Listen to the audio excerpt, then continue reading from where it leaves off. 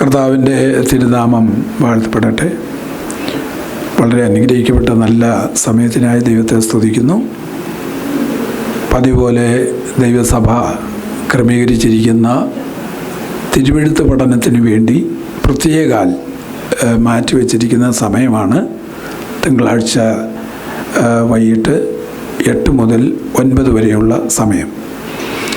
ഈ സമയം നമുക്ക് പറ്റുന്ന പ്രിയപ്പെട്ടവർക്ക് വന്നിരുന്ന് ദൈവവചനം കാലങ്ങളായി നാളുകളായി നാം ശ്രവിക്കുകയും പഠിക്കുകയും ചെയ്യുന്ന ശ്രോതാക്കളും ദൈവമക്കളുമാണ് ഇന്ന് രാത്രിയിലും കർത്തൃസന്നിധിയിൽ ദേവാലയത്തിൽ കൂടി വന്നിരിക്കുന്നു. ദൈവവചനം ചിന്തിക്കാനും പഠിക്കാനുമായി കടന്നു വന്ന എല്ലാ സഹോദരി സഹോദരങ്ങൾക്കും കുഞ്ഞുങ്ങൾക്കും കർത്താവായ യേശുക്രിസ്തുവിൻ്റെ നിസ്തുല്യമുള്ള നാമത്തിൽ സന്ധ്യാവന്ദനം അറിയിക്കുന്നു. നമ്മളെ യൂട്യൂബിലൂടെയും മറ്റും ഇതര മാധ്യമങ്ങളിലൂടെയും ഈ സന്ദേശം ശ്രവിക്കുന്ന എല്ലാവർക്കും ഞങ്ങളുടെ പ്രത്യേകാൽ വന്ദനവും സ്നേഹവും അറിയിക്കുകയും ചെയ്യുന്നു. ഞാൻ നിങ്ങളോട് ദൈവവചനം സംസാരിക്കാൻ ആഗ്രഹിക്കുന്നത് ഒത്തിരി ഭാഗം എൻ്റെ ഹൃദയത്തിലേക്ക് ഓടി വന്നു. എനിക്ക് പ്രധാനപ്പെട്ടത്, ഞാൻ ദൈവവചനം ചിന്തിക്കുമ്പോഴൊക്കെ എനിക്ക് കൂടുതൽ ഇഷ്ടം തോന്നുന്ന ചില പുസ്തകങ്ങളുണ്ട്. അതിൽ നിന്നൊക്കെ സംസാരിക്കണമെന്ന് എനിക്ക് താല്പര്യമുണ്ടായിരുന്നെങ്കിലും പെട്ടെന്ന് ദൈവാത്മാവ് എന്നെ ഒരു ചിന്തകളിലേക്ക് നയിച്ചത് പ്രാക്ടിക്കൽ ക്രിസ്ത്യൻ ലൈഫ് എങ്ങനെയായിരിക്കണം,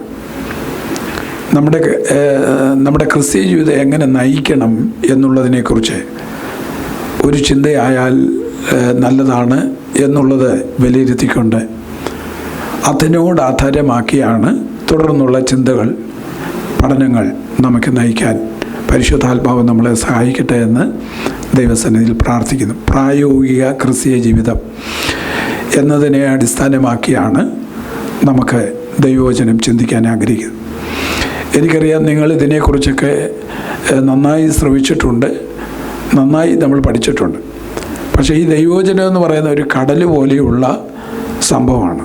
എത്ര ധ്യാനിച്ചാലും ഇതിൻ്റെ ആഴങ്ങളിലേക്ക് ഇറങ്ങും തോറും നമുക്ക് പുതിയ പുതിയ ചിപ്പികൾ അല്ലെങ്കിൽ പുതിയ സാധനങ്ങൾ നമുക്ക് എടുക്കാൻ പറ്റുന്നത് പോലെയുള്ള ഒരു അനുഭവമാണ് നമുക്ക് ദൈവവചന പഠിതാക്കൾക്ക് എപ്പോഴും തിരുവെഴുത്തിൽ നിന്ന് ലഭിക്കുന്ന പുത്തൻ നൂതനമായ ആശയങ്ങൾ.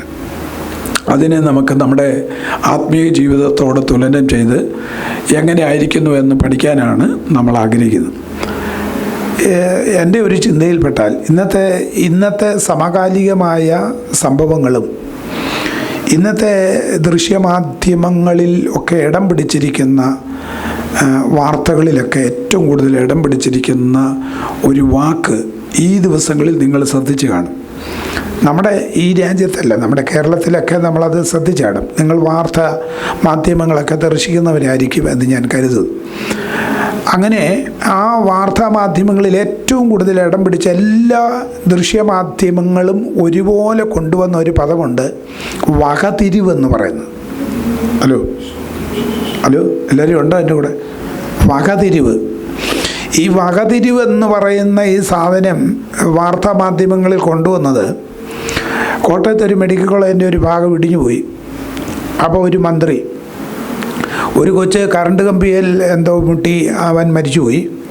അപ്പോൾ അതുപോലെയുള്ള പല കാര്യങ്ങളും ഉണ്ടായ സമയങ്ങളിൽ അതിനോട് ബന്ധപ്പെട്ടവർ സംസാരിച്ച വിഷയത്തിൽ അല്പം ഒരു ലാളിത്യം കലർന്നു പോയതുകൊണ്ട് മാധ്യമ സുഹൃത്തുക്കളും മാധ്യമ പ്രവർത്തകരുമൊക്കെ അങ്ങനെയുള്ളവരുടെ വാക്കിനിട്ട പേരാണ് വകതിരിവ്. ഒരല്പം വകതിരിവ് വേണമായിരുന്നു എന്നാണ് പറഞ്ഞത്. സത്യത്തിൽ നമ്മുടെ സമൂഹത്തിൽ അല്ലെങ്കിൽ നമ്മുടെ ഈ സൊസൈറ്റിയിലും നമുക്കൊക്കെ അത്യാവശ്യം വേണ്ട ഒന്നാണ് വകതിരിവെന്ന് പറയുന്നത്. അത് ഈ വകതിരിവെന്ന് പറയുമ്പോൾ ഒരു വലിയ പാപം ചെയ്യുന്ന ഒരു പദമായിട്ടൊന്നും നമ്മൾ കാണേണ്ട കാര്യമില്ല. ഏത് വകയും തിരിച്ചറിയാനുള്ള ഒരു കഴിവിനെയാണ് വകതിരിവെന്ന് പറയും. ഏതു വക അല്ലേ? നമ്മൾ ഇവിടെ ഇരിക്കുന്നതിന് പല വകയാണ്. അപ്പോൾ ഈ വകകളെല്ലാം കൂടെ തിരിച്ചറിയാനുള്ള ഒരു പ്രത്യേക കഴിവും അറിവിനെയാണ് വകതിരിവെന്ന് പറയുന്നത്. അപ്പോൾ അങ്ങനെ വേണം. നമ്മുടെ നാട്ടിലൊക്കെ ഇന്ന് മനുഷ്യരല്ലല്ലോ ജീവിക്കുന്നേ, ആണോ? ഒരിക്കലും മനുഷ്യരായിട്ട് നമ്മൾ ആരെയും കാണാൻ അങ്ങനെയല്ല. ഇന്നത്തെ ആൾക്കാരെയൊക്കെ നമുക്ക് കാണാൻ കഴിയുന്നത്, നമ്മൾ കേട്ടിട്ടില്ലേ, സംഘി, മനുഷ്യരെ വിളിക്കുന്ന സംഘി, കൊങ്ങി, പിന്നെ സുഡാപ്പി. നിങ്ങളുടെ മുഖഭാവമൊക്കെ കണ്ടിട്ട് ഇങ്ങനെ ഒരു ശബ്ദമേ ഞങ്ങൾ കേട്ടിട്ട്. വാർത്തയിലൂടെയൊക്കെ ഈ രാഷ്ട്രീയ പാർട്ടികളൊക്കെ വാർത്താ മാധ്യമങ്ങൾ സംഘികൾ, കൊങ്ങികൾ, സുഡാപ്പികൾ, പിന്നെ ഗുണ്ടകൾ, അടുത്ത പദമാണ് ഗുണ്ടകൾ. ഇതിനൊക്കെ എന്താണ് കാരണം? നമ്മൾ ഈ ദൈവവചനം പഠിക്കുന്നതിൻ്റെ ആത്യന്തികമായ ലക്ഷ്യമെന്ന് പറയുന്നത് നമ്മൾ സുഡാപ്പിയാകാനും സംഘിയാകാനും കൊങ്ങിയാകാനും ഗുണ്ടയാകാനും ഒന്നുമല്ല. നമ്മൾ നല്ലൊരു മനുഷ്യനാണ്, നല്ലൊരു മനുഷ്യനാണ്.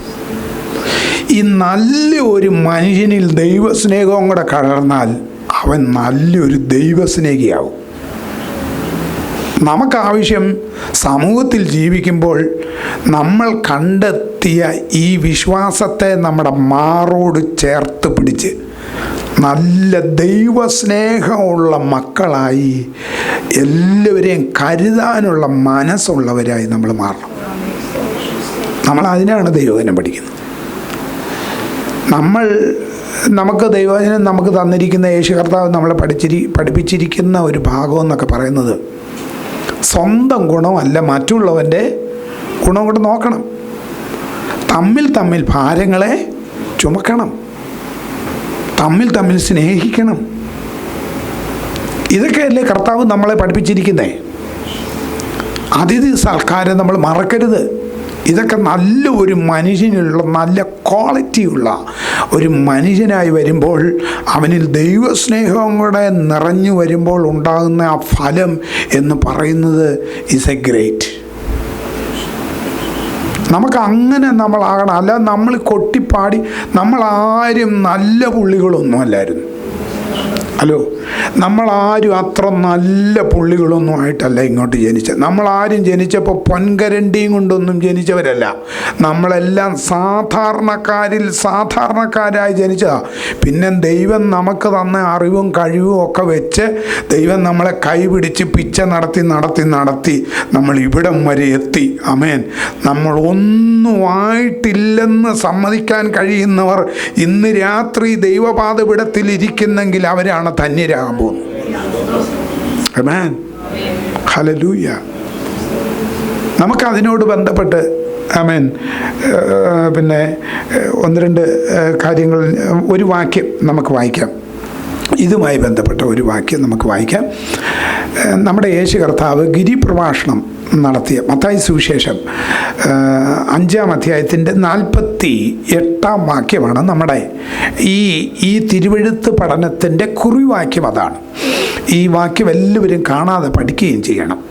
ഇത് ആമേൻ നമ്മൾ എല്ലാവരും കൂടെ ഒന്ന് നോക്കി വേദപുസ്തകം എടുത്തവരും കൊണ്ടുവന്നരും. മത്തായി സുവിശേഷം 5-ാം അധ്യായത്തിൻ്റെ 48-ാമത്തെ വാക്യമാണ്. എല്ലാവരും കൂടെ ഒന്ന് വായിച്ചേ.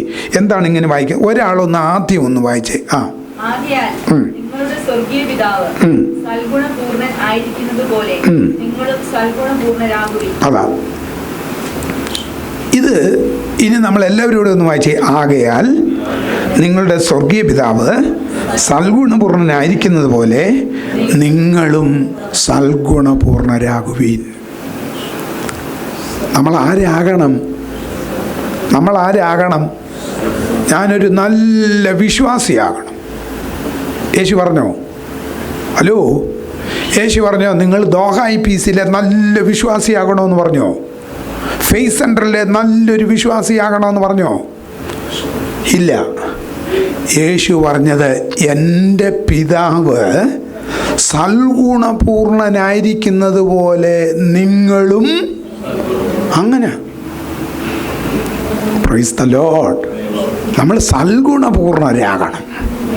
കാരണം എൻ്റെ പിതാവ് ആരാ? സൽഗുണപൂർണ്ണനാ. അങ്ങനെയാണെങ്കിൽ അവനെ അനുഗമിക്കുന്ന നമ്മളെല്ലാവരും ആരാകണം? സൽഗുണപൂർണരാകണം. Praise the Lord. നമ്മുടെ മരിക്കുന്നതിന് മുമ്പ്, മൂക്കിൽ നിന്ന് ശ്വാസം പോകുന്നതിന് മുമ്പ് ഈ സർട്ടിഫിക്കറ്റ് നമ്മൾ ദൈവത്തിൽ നിന്ന് പ്രാപിക്കണം. ഹലോ, നമ്മൾ ഇവിടെ ആരെങ്കിലും ഏതെങ്കിലും ഒരു പാസ്റ്റർ പറയാ ഇന്നയാൾ കൊള്ളാം, അത് നമുക്ക് അംഗീകാരമല്ല. നമ്മളെ ദൈവം സർട്ടിഫൈ ചെയ്യണം. ഇയ്യോബിനെ ആരാ സർട്ടിഫൈ ചെയ്തേ? ദൈവം സാത്താനോട് പറഞ്ഞു, നീ എന്നാ പറയുന്നത്? ഭയങ്കര ചലഞ്ചല്ലേ, വെല്ലുവിളിയല്ലായിരുന്നു സാത്താനും ദൈവമായിട്ട്. സാത്താൻ പറഞ്ഞത് അദ്ദേഹം ഇത്രയും ക്വാളിറ്റിയുള്ള ആളായിരിക്കാനുണ്ടായ ഏക കാരണം നീ അവന് സകലത്തിനും എന്നാ കെട്ടി? വേലി കെട്ടി. ചുമ്മാതെയൊന്നുമല്ല ഇയ്യോബ് ഭക്തിയ ഉള്ള ആളായിട്ടിരിക്കുന്നേ. ആമേൻ. ഒരു കാര്യം ഞാൻ പറയാവേ, ദൈവം നമുക്ക് തന്നിരിക്കുന്ന സംരക്ഷണയുടെ മതിൽ നമ്മുടെ നഗ്നമായ നേത്രം കൊണ്ട് കാണാനൊക്കത്തില്ലെങ്കിലും നമ്മുടെ പ്രതിയോഗിക്ക് അത് കാണാം. നമ്മൾ ശ്രദ്ധിച്ചോണം.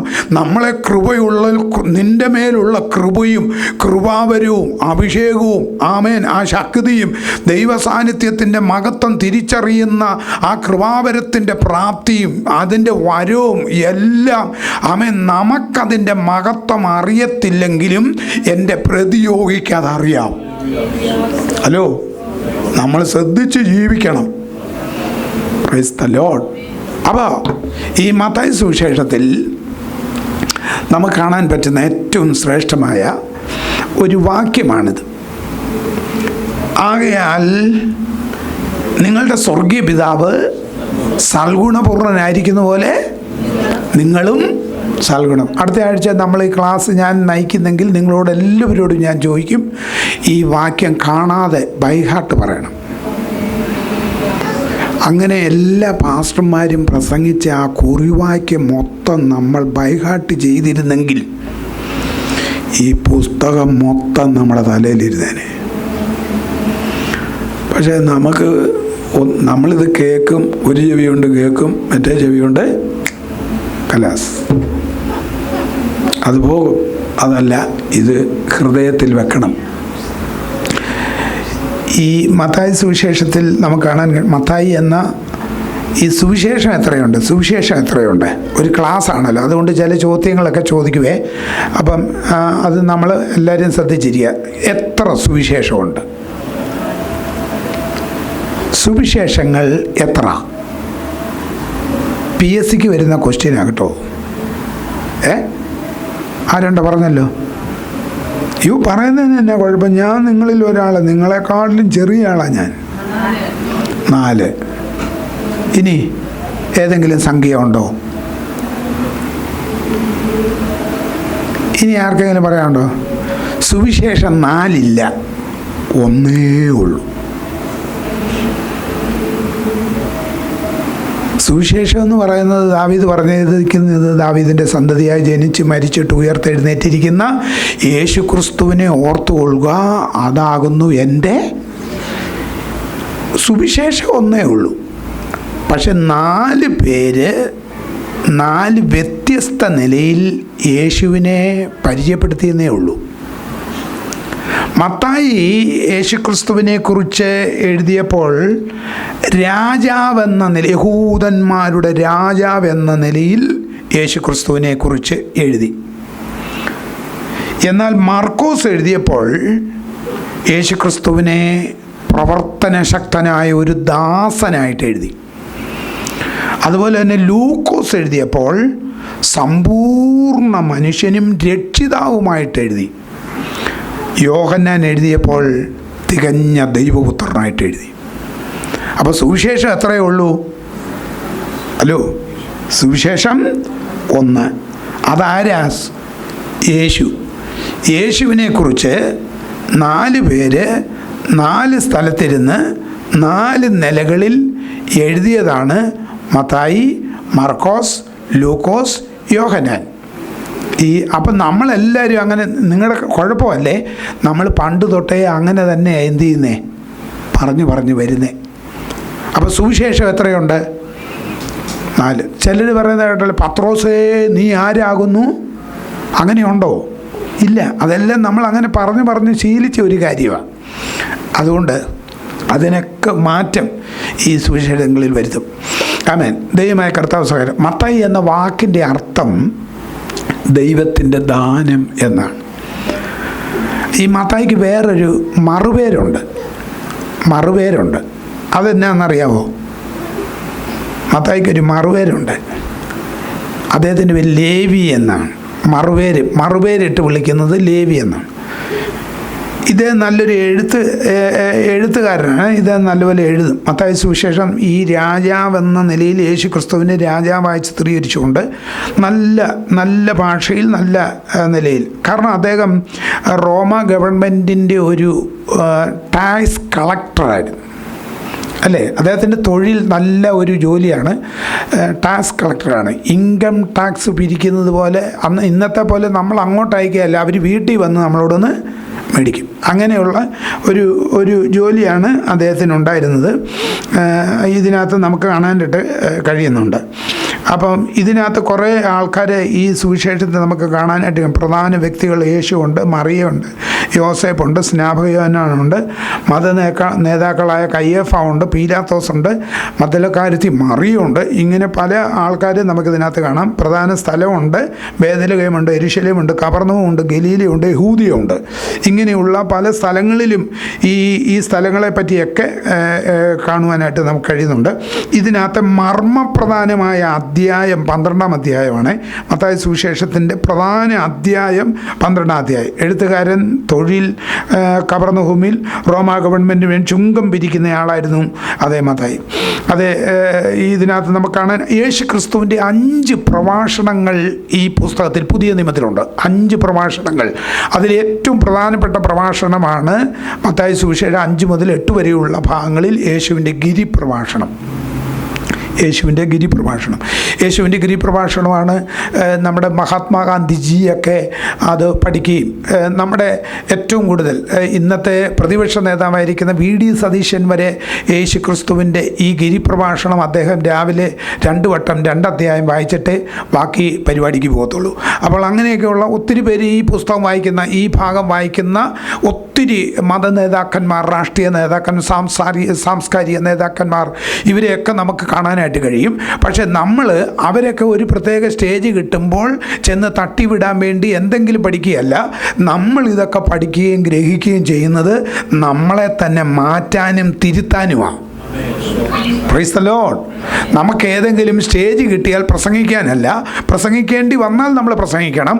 ആമേൻ. പക്ഷെങ്കിൽ നമ്മൾ ആത്യന്തികമായി ഇതിനകത്തുനിന്ന് കാണുന്നത്, ഇതിനകത്തെ അത്ഭുതം കണ്ടിട്ട് ഞാൻ എന്നെ തന്നെ തിരുത്തണം, എന്നെ തന്നെ വ്യത്യസ്തനാക്കണം, എന്നെ തന്നെ ഒരു നല്ല മനുഷ്യനാക്കണം, ഒരു നല്ല ദൈവ പൈതലായി, ദൈവസ്നേഹമുള്ളവനായി ആയി കാണാനാണ് കർത്താവ് നമ്മെക്കുറിച്ച് ആഗ്രഹിക്കുന്നത്. അതിനാണ് നമ്മൾ ഈ വചനം പഠിക്കുന്നത്. അപ്പോൾ നമുക്കിതിനകത്തെല്ലാം നമുക്ക് കാണാനായിട്ട് കഴിയും. അത് നമുക്ക് പുറകാലെ ചിന്തിക്കാം. നമുക്ക് കാണാനായിട്ട് കഴിയട്ടെ. സ്തോത്രം. നമുക്ക് ബൈബിളിലെ 40-ാം പുസ്തകമാണെന്ന് നമുക്ക് കാണാം. 28 അധ്യായമുണ്ട്. ഇതിനകത്ത് 71 വാക്യമുണ്ട്. 1071 വാക്യമുണ്ട്. ചോദ്യങ്ങളുണ്ട്, അതുപോലെ ആൻസർ കിട്ടിയ പ്രവചനങ്ങളുണ്ട്. അങ്ങനെ പല നിലകളിൽ നമുക്കിതിനെ കാണാനായിട്ട് കഴിയും. അങ്ങനെ എല്ലാം കൊണ്ടും ഇതിൻ്റെ സ്ഥിതി വിവരങ്ങളൊക്കെ ഈ നിലയിലാണ്. അപ്പോൾ ഇത് ഇങ്ങനെ നമുക്ക് പോകാനായിട്ട് കഴിയുന്നുണ്ട്. അതെല്ലാം നിങ്ങൾക്ക് ഒരു പക്ഷെങ്കിൽ ഇത് ബൈബിൾ സർവേ എന്ന നിലയിൽ നിങ്ങൾക്കൊരു പക്ഷെങ്കിൽ ഇതിനു മുമ്പ് നിങ്ങൾ പഠിച്ചിട്ടുണ്ടായിരിക്കും. അല്ലെങ്കിൽ നമുക്ക് ഈ ഭാഗങ്ങളിലൂടെ നിങ്ങൾ വീണ്ടും ഒന്ന് ശ്രദ്ധിച്ചാൽ മതി. ദൈവം നിങ്ങളെ അനുഗ്രഹിക്കട്ടെ. പക്ഷേ നമുക്ക് ഈ ഗിരിപ്രഭാഷണം മറ്റൊരു ഭാഗത്ത് ലൂക്കോസിൻ്റെ സുവിശേഷത്തിൽ നമുക്ക് കാണാൻ കഴിയുന്നു. 6-ാം അധ്യായത്തിൻ്റെ 20 മുതൽ 45 വരെയുള്ള ഭാഗങ്ങളെ രത്നചുരുക്കമായി വൈദ്യനായ ലൂക്കോസ് ഈ ഭാഗം ചിത്രീകരിച്ചിട്ടുണ്ട്, എഴുതിയിട്ടുണ്ട്. അതും വളരെ ശ്രദ്ധേയമായ ഭാഗമാണ് എന്ന് നമുക്ക് കാണാനായിട്ട് കഴിയുന്നത്. നമ്മൾ ചിന്തിച്ച വേദഭാഗത്തിലേക്ക് നമുക്ക് ഓടി വരാം. അല്പം മിനിറ്റും കൂടെ നമുക്ക് മുന്നിലുള്ളത് കൊണ്ട് നമ്മൾ ഓടി വരികയാണ്. വേഗം നമ്മൾ പറഞ്ഞു പോവുകയും ചെയ്യുകയാണ്. സ്തോത്രം.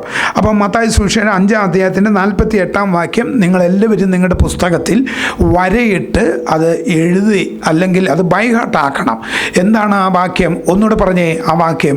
ആകയാൽ നിങ്ങളുടെ സ്വർഗീയ പിതാവ് സൽഗുണപൂർണനായിരിക്കുന്നത് പോലെ ആമേൻ നിങ്ങളും ആമേൻ. ഇപ്പം ഞാനിവിടെ നിന്ന് പറയാണ്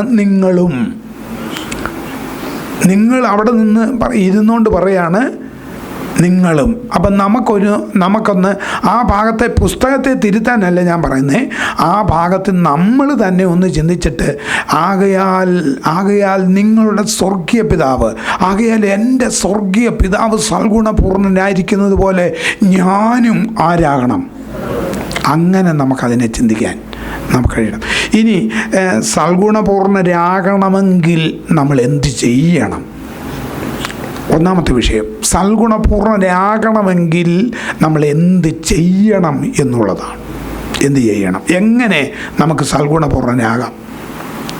എന്നാൽ നമ്മൾ ഒരു കാര്യം ഓർക്കണേ, നമ്മൾ ആരായിരുന്നു എന്നുള്ളതിനെക്കുറിച്ച് പുസ്തകം നമ്മളെ ഒത്തിരി കാര്യം പഠിപ്പിക്കുന്നുണ്ട്. നമ്മൾ ആരായിരുന്നു എന്നുള്ളതിനെക്കുറിച്ച് ഇത് നമ്മളെ നന്നായിട്ട് പഠിപ്പിക്കുന്നുണ്ട്. ആമേൻ. ആ ഭാഗത്ത് നമ്മൾ ഇതിനു മുമ്പ് നമ്മൾ ആരായിരുന്നു, സൽഗുണപൂർണരാകുന്നതിന് മുമ്പ് നമ്മൾ ആരായിരുന്നു. നമ്മൾക്ക് ഇങ്ങനെ ദൈവവചനത്തിൽ പഠിക്കാൻ, ഞാനൊരു പെന്തക്കോസ് കുടുംബത്തിൽ ജനിച്ചു വളർന്ന ആളാണ്. നിങ്ങൾ എത്ര പേര് ഈ പെന്തക്കോസ് കുടുംബത്തിൽ ജനിച്ചു വളർന്നവരുണ്ട്? ബേബി ജോണിനെ എനിക്കറിയാം, നമ്മുടെ ജെയ്സനുണ്ട്. വേറെ ആരും പെന്തക്കോസ് കുടുംബത്തിൽ ജനിച്ചു വളർന്നവരല്ല. ഞാൻ ഇതിനകത്ത് ജനിച്ചു വളർന്ന ആളാണ്. എനിക്ക് ഞാനാണ് ഞങ്ങളുടെ വീട്ടിലെ ആദ്യത്തെ ഉപദേശി ഞാൻ. പക്ഷേ അത് കഴിഞ്ഞപ്പോൾ എൻ്റെ അപ്പനുൾപ്പെടെ എൻ്റെ സഹോദരങ്ങളുൾപ്പെടെ എല്ലാവരും ഉപദേശിമാരാണ്. ഞങ്ങൾ 6 മക്കളുണ്ട്. 6 പേരും കർത്തൃവേലയിലാണ്. എനിക്ക് 2 സഹോദരിയും 4 സഹോദരന്മാരുമാണ് ഞങ്ങളെല്ലാവരും കർത്താവിൻ്റെ വേലയിലായിരുന്നു. ഞങ്ങളുടെ മാതാപിതാക്കൾ ഇന്ന് നിത്യതയിൽ വിശ്രമിക്കുന്നു.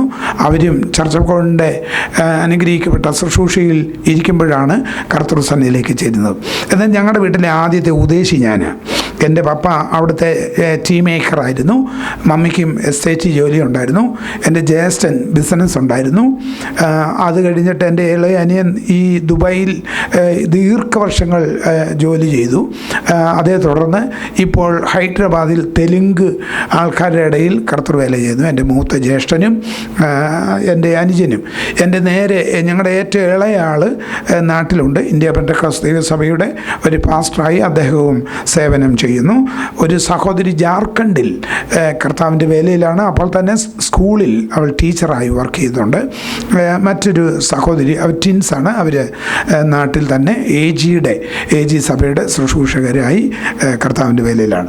അങ്ങനെ ആയിരിക്കുന്നു. സ്തോത്രം. അപ്പം നമ്മൾക്കെല്ലാവർക്കും ഒരു ബാക്ക്ഗ്രൗണ്ട് ഉണ്ട്. നമുക്കെല്ലാവർക്കും ഒരു ബാക്ക്ഗ്രൗണ്ട് ഉണ്ട്.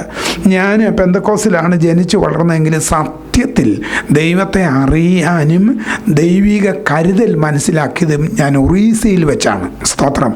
ഒറീസയിൽ ഞാൻ കർത്താവിൻ്റെ വേല ചെയ്യുമ്പോഴാണ്. അത് ഞാൻ രാജസ്ഥാനിലും ഒറീസയിലും മഹാരാഷ്ട്രയിലും കർത്താവിൻ്റെ വേല ദീർഘനാളുകൾ ചെയ്തയാളാണ്. അപ്പോൾ ഞാൻ ഒറീസയിൽ വെച്ച് ഞാൻ വളരെയധികം കഷ്ടപ്പെട്ടിട്ടുണ്ട് കർത്താവിൻ്റെ വേല നിമിത്തം. അന്ന് കിട്ടുന്ന തുച്ഛമായ വേതനത്തിന് കഴിയാൻ നിവൃത്തിയില്ലാതിരുന്ന സമയമുണ്ട്. പട്ടിണി, അന്ന് കല്ല് തിന്നാൽ ദഹിക്കുന്ന സമയമാണ്. അപ്പോൾ അന്നാണ് സത്യത്തിൽ ഞാൻ ഒരിക്കലും ഞങ്ങളുടെ വീട്ടിൽ പട്ടിണി കിടന്നിട്ടില്ല. കാരണം അപ്പന് ജോലിയുണ്ട്, അമ്മയ്ക്ക് ജോലിയുണ്ട്, ജ്യേഷ്ഠന് ബിസിനസ്സുണ്ട്. അപ്പോൾ ഇത് കാര്യങ്ങളെല്ലാം ഞങ്ങൾ അന്നും ചെയ്യുന്നത് കൊണ്ട് ഞങ്ങൾ ഒരിക്കലും പട്ടിണി കിടന്നിട്ടില്ല. ഞങ്ങൾക്കെന്നും വീട്ടിൽ ഒന്നീ പുട്ടായിരിക്കും, അല്ലെങ്കിൽ ദോശയായിരിക്കും, അല്ലെങ്കിൽ അതുമായി ബന്ധപ്പെട്ട എന്തെങ്കിലുമൊക്കെ ഞങ്ങളുടെ വീട്ടിൽ രാവിലെ ഉണ്ട്, ഉച്ചയ്ക്ക് ചോറുണ്ട്, വൈകിട്ടുണ്ട്. ഇത് ഒന്നിനും ബുദ്ധിമുട്ടില്ല. പക്ഷേ കർത്താവിൻ്റെ വേലയ്ക്ക് വേണ്ടി ഞാൻ ഇറങ്ങി ഒറീസയിൽ വന്നു കഴിഞ്ഞപ്പോൾ എനിക്ക് പട്ടിണി ഉണ്ടാകാനിടയായി. ആ സമയത്ത് ഞാൻ വലിയ കഷ്ടപ്പെട്ടിട്ടുണ്ട്.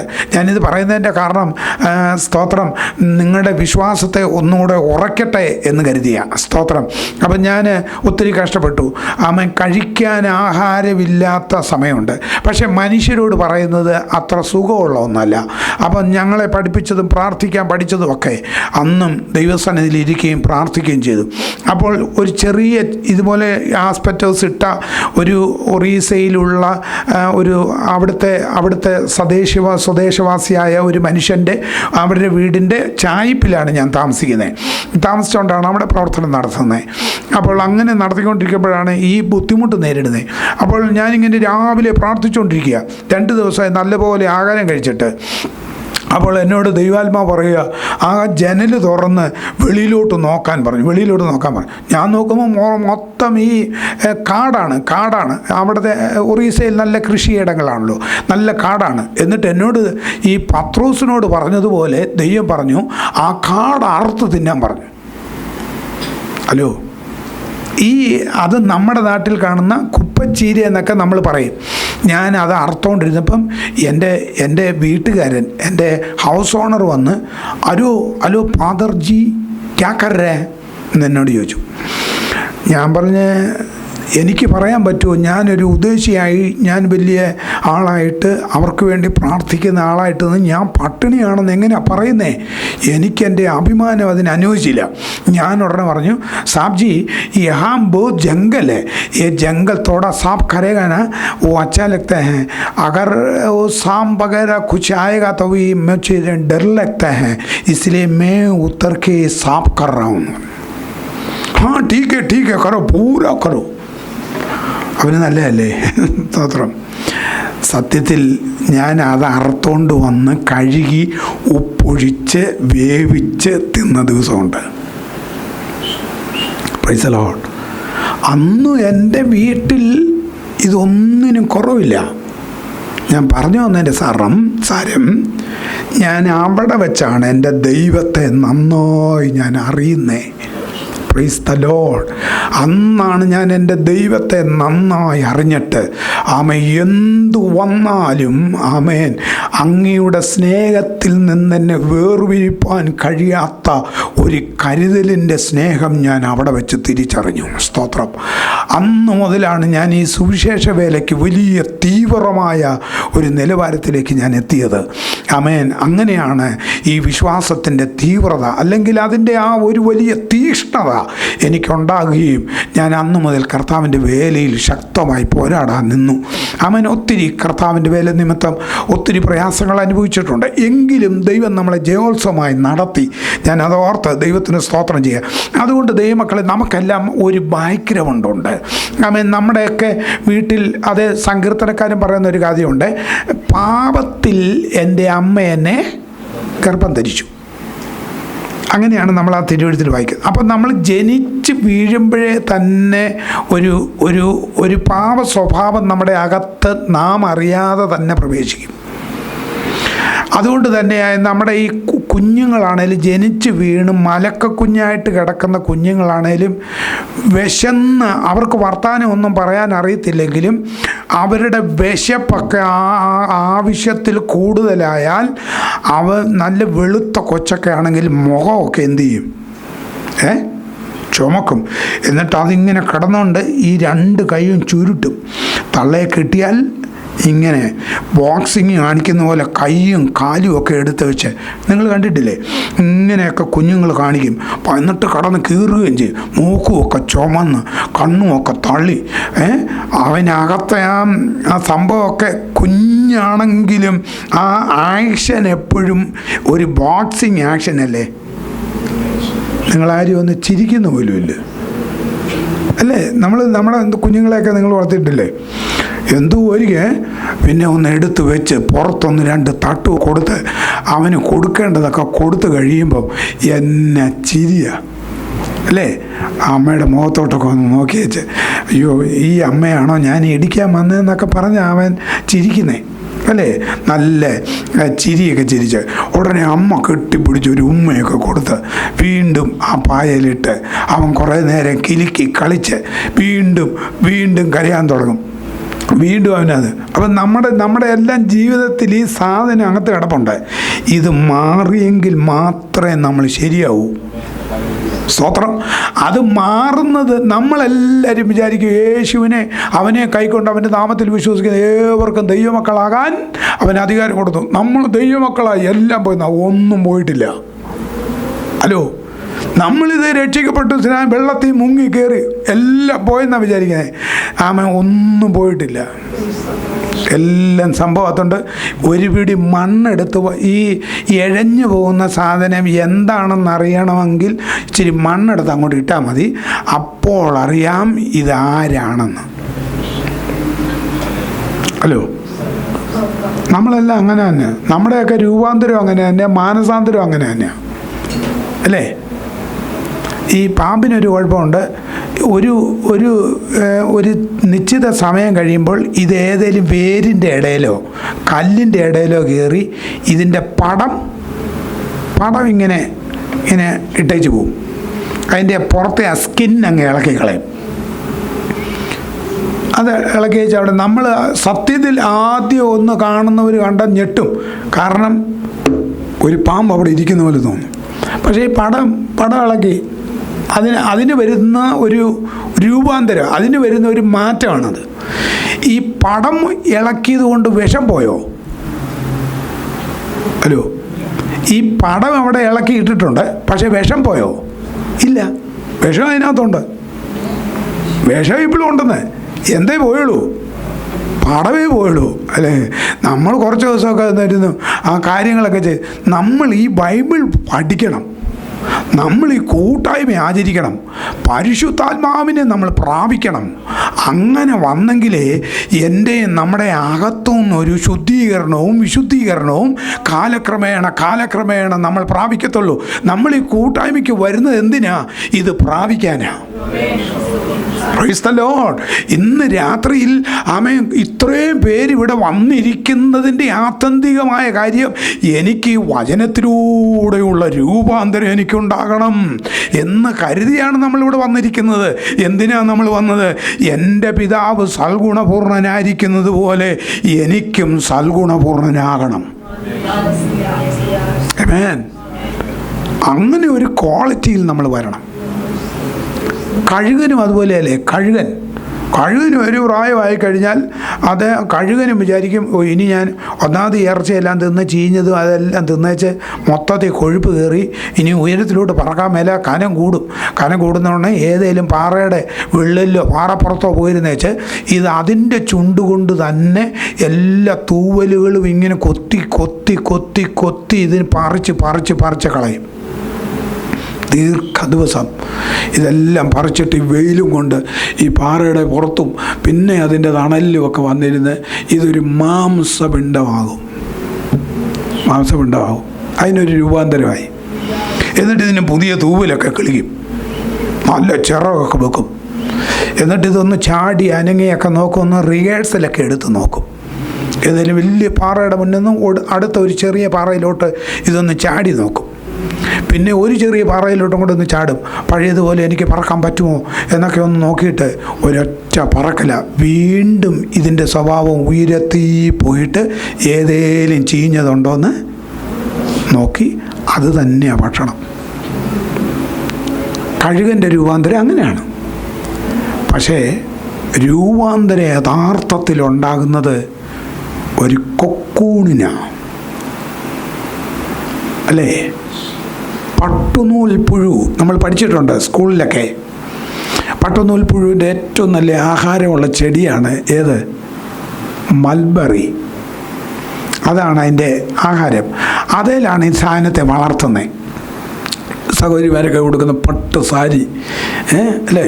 പട്ടുസാരി എന്നൊക്കെ പറയുമ്പോൾ ഇവർ ചിലപ്പം 2 സ്തോത്രം പറയുമെന്ന് ഞാൻ വിചാരിച്ച്. പക്ഷേ അതൊന്നും ഇവിടെ ഒന്നും ചലിക്കുകയില്ലെന്നുള്ള നിലയില്ല. അപ്പോൾ നോക്കി, അപ്പോൾ ഈ പുഴു ഇതിനകത്ത് ഇങ്ങനെ കൂട് വെച്ചിരിക്കുകയാണ്.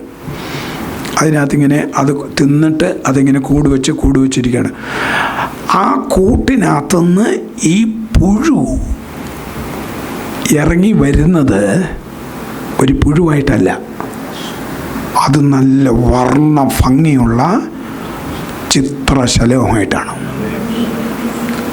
പഴയ ആഹാരം അതിന് വേണ്ട. ഇപ്പോൾ ഇനി ഇത് ഇല തിന്നാണ് ഇത്ര ആയെങ്കിൽ ഇനി അത് ഇല തിന്നത്തില്ല, അത് പൂവിനകത്ത് തേനാ കുടിക്കുന്നേ. ഇന്ന് രാത്രിയിൽ നമ്മൾ ഈ വചനം കേൾക്കുമ്പോൾ എൻ്റെ പഴയ സ്വഭാവങ്ങളെല്ലാം മാറ്റിയിട്ട് ഞാനൊരു ചിത്രശലഭം പോലെ പഴയതെല്ലാം മാറി. അതുകൊണ്ടാണ് ഒരുവൻ ക്രിസ്തുവിലായാൽ അവൻ പുതിയ സൃഷ്ടി, പഴയതെല്ലാം അവനിൽ നിന്ന് മാറിപ്പോണം, എല്ലാം മാറിപ്പോണം. നമ്മൾ കംപ്ലീറ്റ് മാറണം. ആമേൻ, ആമേൻ. ഒരാൾ മാറിയാൽ മൊത്തത്തിൽ മാറും. കുറേശ്ശെ അല്ല മാറുന്നത്. അവന് കുറേശ്ശെ മാറിയാൽ അവൻ മൊത്തത്തിൽ മാറണം. അവൻ്റെ വർത്തമാനം മാറണം, അവൻ്റെ ഇടപാടുകൾ മാറണം, അവൻ്റെ നോട്ടവും നിരൂപണങ്ങൾക്കും എന്നാ വരണം? മാറ്റം വരണം. നമ്മുടെ നിരൂപണങ്ങൾക്ക് വരെ എന്നാ വരണം? മാറ്റം വരണം. അവൻ നമ്മുടെ നിരൂപണങ്ങൾ പോലും അവൻ ദൂരത്ത് നിന്ന് അറിയുന്നു. നമ്മൾ പറഞ്ഞില്ലെങ്കിലും നമ്മൾ വരുന്നുണ്ട്, ആ ഭാഗങ്ങളിലേക്കൊക്കെ നമ്മൾ വരുന്നുണ്ട്. ഞാൻ അതുകൊണ്ട് പറയുന്നില്ല. ആമേൻ, സ്തോത്രം. നമ്മുടെ നിരൂപണങ്ങളിൽ പോലും പാപമുണ്ട്. ആമേൻ. അതുകൊണ്ട് എൻ്റെ നിരൂപണങ്ങൾ, എൻ്റെ സംസാരങ്ങൾ, ഹൃദയം നിറയുന്നതാണ് വാ എന്ത് ചെയ്യുന്നത്? ഹൃദയം നിറയുന്നത് വാ സംസാരിക്കുന്നേ. ഹല്ലേലൂയ. അപ്പം നമ്മുടെ ഹൃദയത്തിൽ എന്തുണ്ടോ അതൊക്കെ പുറത്തു വന്നുകൊണ്ടിരിക്കും. ഹല്ലേലൂയ, ആമേൻ. അതുകൊണ്ട് ദൈവവചനത്തിൽ നിന്ന് പറയുന്നത് വൃക്ഷത്തെ അതിൻ്റെ ഫലം കൊണ്ടറിയാം. ഹല്ലേലൂയ. ഇന്ന് രാത്രിയിൽ നമ്മൾ ആമേൻ ആയിരിക്കുന്ന അവസ്ഥയിൽ ഇരുന്നുകൊണ്ട് യേശു പറയുക, എൻ്റെ കുഞ്ഞെ നീ സൽഗുണപൂർണനാകണം എന്ന് പറയുമ്പോൾ എവിടെയെങ്കിലും ഞാൻ ആകാനുണ്ടോ എന്ന് നോക്കണം. ആമേൻ. എങ്ങനെ നമുക്കാകാൻ പറ്റും? ആ വാക്യം നമുക്കൊന്ന് വായിച്ച് ഇടാം. എന്നിട്ട് ആമേൻ, നമുക്ക് അടുത്ത ദിവസങ്ങളിൽ അതിൻ്റെ ബാക്കി ഭാഗങ്ങൾ നമുക്ക് ചിന്തിക്കുകയും ചെയ്യാം. അതിന് ആധാരമായി നമുക്ക് ആമേൻ മത്തായി സുവിശേഷം തന്നെ നമുക്കൊന്ന് കടന്നു വരാം. മത്തായി സുവിശേഷത്തിൽ 19-ാം അധ്യായത്തിൻ്റെ 16 മുതൽ 22 വരെയുള്ള വേദഭാഗം നമുക്കൊന്ന് വായിക്കാം. മത്തായി സുവിശേഷം. അനന്തരം ഒരുത്തൻ വന്ന് അവനോട്, ഗുരു, നിത്യജീവനെ പ്രാപിപ്പാൻ ഞാൻ എന്ത് നന്മ ചെയ്യണം എന്ന് ചോദിച്ചതിന് അവൻ, എന്നോട് നന്മയെ കുറിച്ച് ചോദിക്കുന്നത് എന്ത്? നല്ലവൻ ഒരുത്തനേ ഉള്ളൂ. ജീവനിൽ കടപ്പാൻ ഇച്ഛിക്കുന്നുവെങ്കിൽ കൽപ്പനകളെ പ്രമാണിക്ക എന്ന് അവനോട് പറഞ്ഞു. യേശുവും ഒരു സഹോദരനുമായിട്ടുള്ള നല്ല സംഭാഷണമാണ്. ആ സഹോദരൻ്റെ ആശയങ്ങൾക്കോ അദ്ദേഹത്തിൻ്റെ ആഗ്രഹമോ തെറ്റല്ല, ഒരിക്കലും തെറ്റല്ല. അദ്ദേഹം വന്നു പറയാണ്, അദ്ദേഹം യേശുവിനോട് പറയുന്നത്, നിത്യജീവനെ പ്രാപിപ്പാൻ ഞാൻ എന്ത് ചെയ്യണം എന്ന് ചോദിച്ചതിന് അവനോട് നന്മയെക്കുറിച്ച് ചോദിക്കുന്നത് എന്ത്? നല്ലവൻ ഒരുത്തനേ ഉള്ളൂ. ജീവനിൽ കടപ്പാൻ ഇച്ഛിക്കുന്നുവെങ്കിൽ എന്ത് ചെയ്യണം? കൽപ്പനകളെ പാലിക്കണം എന്ന് യേശു പറയുന്നു. ഉടനെ അദ്ദേഹത്തിൻ്റെ മറുപടി അവിടെ കാണാൻ കഴിയും. എന്താണ് അദ്ദേഹത്തിൻ്റെ മറുപടി?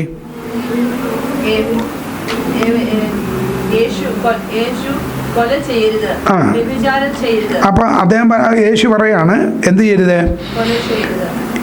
യേശു കൊല ചെയ്യരുത്. അടുത്തത് വ്യഭിചാരം ചെയ്യരുത്, മോഷ്ടിക്കരുത്, അപ്പനെയും അമ്മയെയും ബഹുമാനിക്കാം, കൂട്ടുകാരനെ നിന്നെപ്പോലെ തന്നെ സ്നേഹിക്കാം എന്നിവ തന്നെ എന്ന് പറഞ്ഞു. യേശു ആ കൽപ്പനയുടെ നല്ല ഭാഗങ്ങൾ അവനോട് പറഞ്ഞു കൊടുത്തു. ഉടനെ അത് നല്ല 1-ാം ക്ലാസ് ഡീസൻ്റായിട്ട് അദ്ദേഹം പറഞ്ഞു, ഇത്രയേ ഉള്ളൂ. ആ യൗവനക്കാരൻ ഇത്രയേ ഉള്ളൂ. ഞാൻ വിചാരിച്ചു ഇതിൽ കൂടുതൽ എന്തെങ്കിലും ഉണ്ടെന്ന്. ഇതെല്ലാം ഞാൻ ചെറുപ്പം മുതലേ പ്രമാണിക്കുന്ന ആളാ. അപ്പം അവൻ വിചാരിച്ച് ഞാൻ ക്വാളിഫൈഡായി. എങ്ങോട്ട് കയറാൻ? ജീവനിലേക്ക് കയറാൻ ഞാൻ ക്വാളിഫൈഡായി. ഞാനിതെല്ലാം ചെറുപ്പം മുതലേ പ്രാപിക്കുന്ന ആളാണ്, എൻ്റെ കയ്യിൽ അതിനുള്ള സർട്ടിഫിക്കറ്റൊക്കെ ഉണ്ട് എന്നൊക്കെ പറഞ്ഞ് അദ്ദേഹം ഇങ്ങനെ നിൽക്കുകയാണ്, ചങ്കും ഒക്കെ വിരിച്ചിങ്ങനെ മസിലും ഒക്കെ കാണിച്ചു. ഉടനെ യേശു പറയാണ്, ഇത്രയൊക്കെ ഞാൻ നേരത്തെ തൊട്ട് ചെയ്യുന്നുണ്ടല്ലോ. എന്നാൽ യേശുവിനോട് പറയുന്ന ഒരു കാര്യമുണ്ട്. അവൻ ചോദിക്കുകയാണ്, ഇത്രയും പോരെ? ഇനി എന്തെങ്കിലും കൂടെ ഞാൻ പാലിക്കണോ? പാലിക്കേണ്ടതായിട്ടുണ്ടോ? ഉടനെ യേശു പറഞ്ഞു, സൽഗുണപൂർണ്ണൻ ആകുവാൻ അതിന് അവിടെ പറയുന്നത് യേശു അവനോട് സൽഗുണപൂർണനാകുവാൻ ഇച്ഛിക്കുന്നു എങ്കിൽ നീ ചെന്ന് നിനക്കുള്ളത് വിറ്റ്. ഇവിടെയൊക്കെ നമ്മളിത് കേൾക്കുമ്പോൾ ആരും പേടിക്കുകയൊന്നും ചെയ്യില്ല. ഇതൊക്കെ കേൾക്കുമ്പോൾ നമ്മൾ ചിലപ്പോൾ പേടി വരും, അയ്യോ ഇതിനകത്ത് നിൽക്കണോ.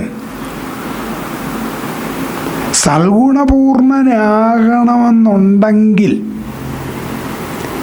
സൽഗുണപൂർണനായാൽ എൻ്റെ പിതാവ് സൽഗുണപൂർണനായിരിക്കുന്ന പോലെ നിങ്ങളും ആരാകണം. ഈ വചനമൊക്കെ കേട്ടേച്ചാകണം. അങ്ങനെയാണെങ്കിലേ ദൈവരാജ്യം നമുക്കുള്ളൂ. ഇവനും ഇപ്പം ജീവനിലേക്ക് കടക്കാൻ വേണ്ടി വന്ന ആളല്ലേ. യേശു അവനോട് പറയാണ്, എനിക്കും ജീവനിലേക്ക് കടക്കാനായിട്ട് ഞാൻ വന്ന. പക്ഷേങ്കിൽ യേശു അവനോട് പറയാണ്, നീ ഈ കൽപ്പനകളെല്ലാം പ്രമാണിക്കും, ശരിയാണ്. പക്ഷേ സൽഗുണപൂർണനാകണമെന്നുണ്ടെങ്കിൽ ഇച്ഛിക്കുന്നു എങ്കിൽ നീ ചെന്ന് നിനക്കുള്ളത് വിറ്റ് ദരിദ്രന്മാർക്ക് കൊടുക്ക, എന്നാൽ സ്വർഗത്തിൽ നിനക്ക് നിക്ഷേപം ഉണ്ടാകും. എന്നിട്ട് അടുത്ത വാക്യത്തിൽ എന്താണെന്ന്, പിന്നെ വന്ന് എന്നെ അനുഗമിക്കാന്ന് പറഞ്ഞു. യൗവനക്കാരൻ വളരെ സമ്പത്തുള്ളവനാകിയാൽ ഈ വചനം കേട്ടിട്ട് അവൻ പൊയ്ക്കളഞ്ഞു. അവൻ പറഞ്ഞ് ഇതിലും നല്ലത് ലോകം തന്നെയാണ് എന്ന് പറഞ്ഞ് ഞാൻ വെട്ടിപ്പിടിച്ചതും ഞാൻ കഷ്ടപ്പെട്ടതും ഒന്നും ഞാൻ എന്താ നിങ്ങൾക്ക് ഇതിൽ നിന്ന് മനസ്സിലായേ എന്ന് പറഞ്ഞാൽ, നിങ്ങൾ വീടും പിള്ളേരെയും നിങ്ങൾക്ക് കിട്ടുന്നതെല്ലാം കൊണ്ട് എവിടെയെങ്കിലും ബീഹാറിലും ഒറീസയിലും മധ്യപ്രദേശിലും ഒക്കെ കൊണ്ട് കൊടുക്കണമെന്നാണോ ഇതിൻ്റെ അർത്ഥം? അല്ല, കൊടുക്കണ്ടെന്നല്ല. നിങ്ങൾക്കുള്ളത് നിങ്ങൾക്ക് ആവശ്യത്തിനുള്ളത് ദൈവം നിങ്ങൾക്ക് തന്നിട്ടുണ്ട്. അത് നിങ്ങൾ കരുതണം, നിങ്ങൾ അതിൽ ശ്രദ്ധാലുക്കളാകണം. പക്ഷേ ഇതിനു വേണ്ടി മാത്രം ജീവിക്കുന്ന നീ സൽഗുണപൂർണനാകത്തില്ല. മനസ്സിലായോ? ഞായറാഴ്ചയും ജോലിക്ക് പോവുക. എന്തിനാ? ഞായറാഴ്ച ജോലിക്ക് പോയാൽ ഡബിൾ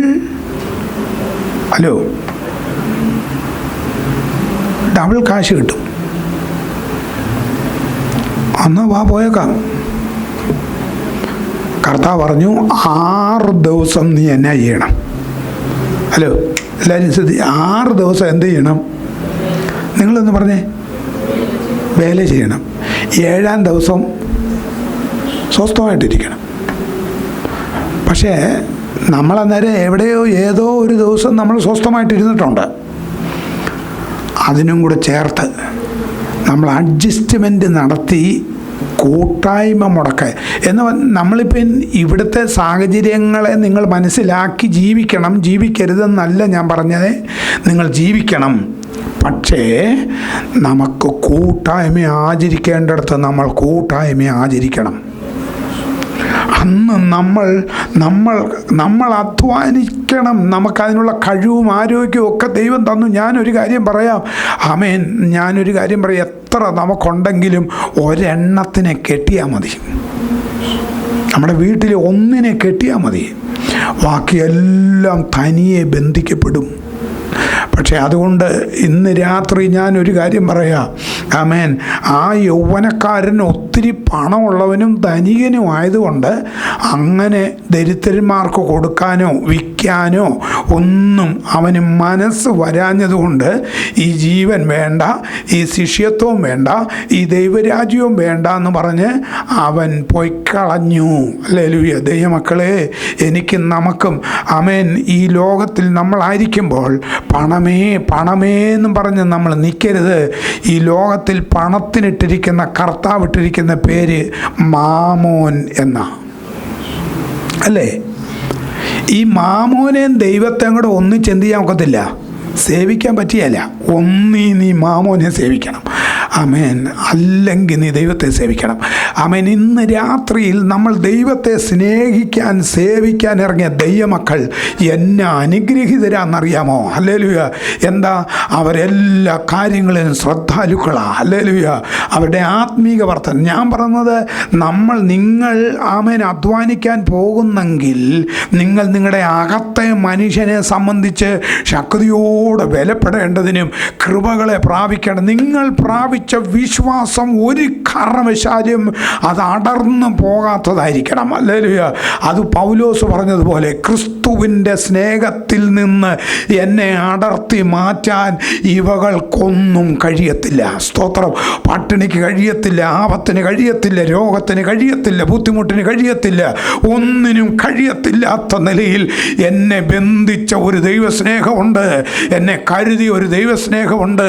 അതെന്നെ സൽഗുണപൂർണനാക്കിക്കൊണ്ടിരിക്കുക. നീ ലോകത്തിലാ ജീവിക്കുന്നെങ്കിലും നീ ലോകക്കാരൻ അല്ല. നമ്മൾ ഈ ലോകത്തിലാ ജീവിക്കുന്നേ എങ്കിലും നമ്മൾ ഈ ലോകക്കാരൻ അല്ല. അതൊക്കെ എത്ര ശ്രേഷ്ഠമാണെന്ന് ഓർത്തണേ. ആമേൻ. നമ്മൾ ഈ ലോകക്കാരല്ല. ആമേൻ. കർത്താവിന് വേണ്ടി ജീവിക്കാൻ കഴിയുന്ന ഒരു നല്ല അനുഭവം. ആമേൻ. യേശുവിൽ നമ്മളായാൽ നിശ്ചയമായും ഫലം കഴിക്കും. ഹല്ലേലൂയ.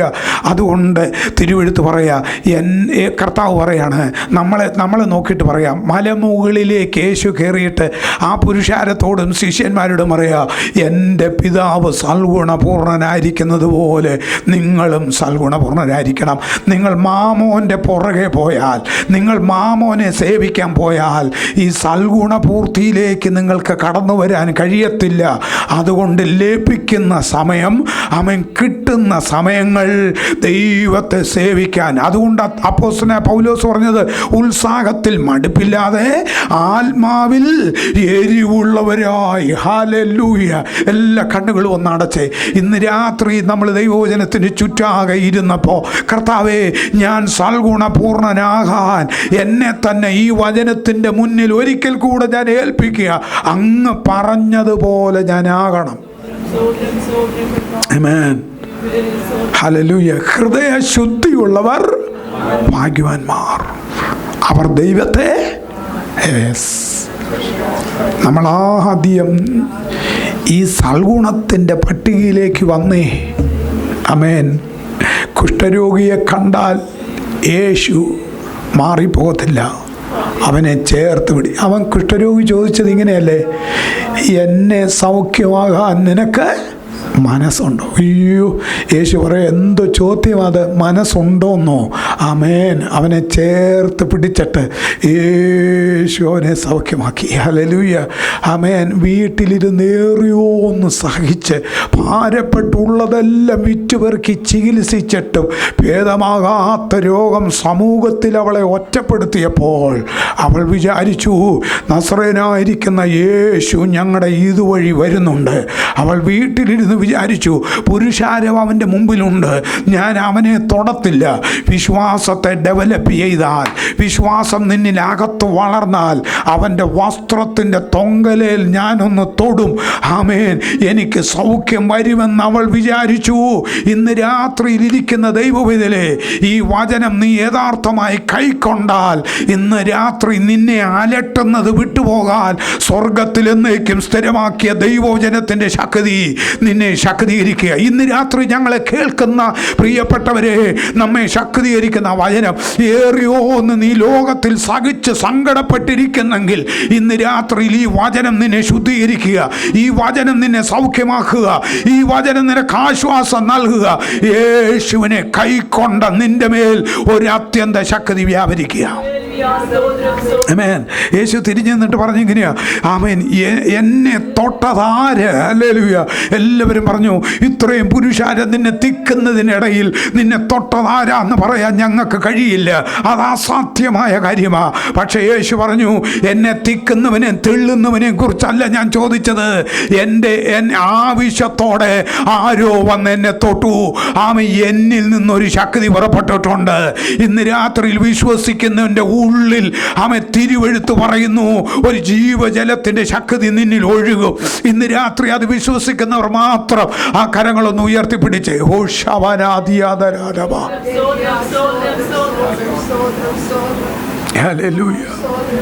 ഇന്ന് രാത്രി നമ്മളിലൊരു ശക്തി വ്യാപരിക്കുക. നിന്നെ സൗഖ്യമാക്കുന്ന ആ ശക്തി വ്യാപരിക്കുക. നിന്നെ തൊടുന്ന ആ ശക്തി വ്യാപരിക്കുക. എൻ്റെ പിതാവ് സൽഗുണപൂർണനാകുന്നത് പോലെ ഞാനും ആകാൻ വേണ്ടി എൻ്റെ യേശു പറയുക, നീ മാമോൻ്റെ പുറകെ പോകല്ലേ, നീ ലോകത്തിൻ്റെ പുറകെ പോകല്ലേ. ലോകത്തിൻ്റെ പുറകെ പോകാൻ നിനക്കത് സംഭവിക്കത്തില്ല. നീ എൻ്റെ പിന്നാലെ വാ. ഹല്ലേലൂയ. ഇന്ന് രാത്രി കാലം നമുക്ക് കേട്ട ആ തിരുവെഴുത്തിൻ്റെ മുമ്പിൽ നമ്മളെ തന്നെ ഒന്നുകൂടെ സമർപ്പിച്ച്, എല്ലാവരും ഒന്നുകൂടെ ഒന്ന് ഏൽപ്പിച്ച് സ്തോത്രം ചെയ്ത് ആ കരങ്ങൾ ഉയർത്തി ഒന്നുകൂടെ ദൈവത്തെ മഹത്വപ്പെടുത്തിക്കേ.